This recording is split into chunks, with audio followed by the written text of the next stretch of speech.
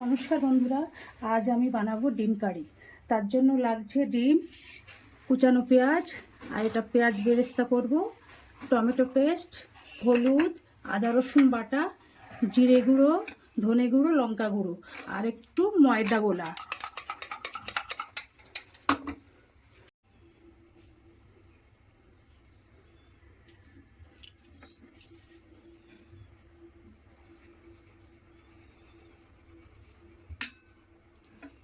সাদা তেল দিলাম,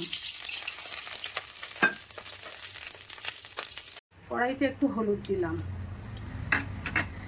একটু লবণ দিলাম, ওতে ময়দা একটু মাখিয়ে নেব, তাহলে ভাজার সময় বেরিয়ে আসবে না কুসুমটা। ডিমগুলো, ময়দা মাখানো ডিমগুলো ছেড়ে দিচ্ছি।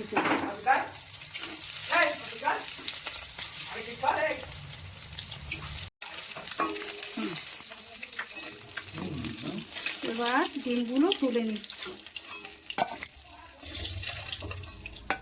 একে একে ডিমগুলো আমার সব ভাজা হয়ে গেছে। এবার বেরেস্তাটা করব।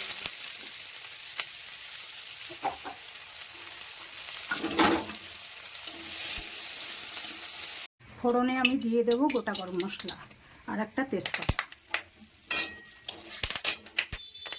পেঁয়াজ কুচি দিলাম,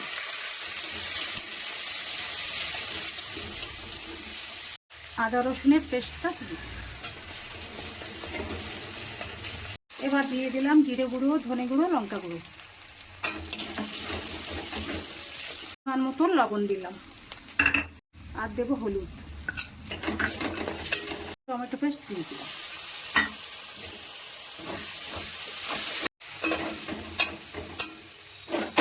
মশলা থেকে তেল ছাড়ছে, এবার আমি গরম জলটা দিয়ে দেবো।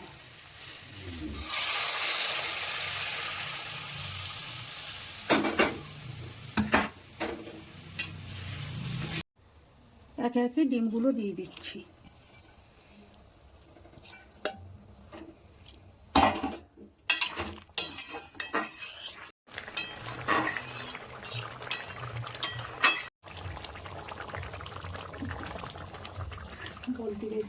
বন্ধুরা, আমার ডিমের কারি হয়ে গেছে। এবার উপর থেকে একটু বেরেস্তা দিয়ে দেবো, দিয়ে নামিয়ে নেব।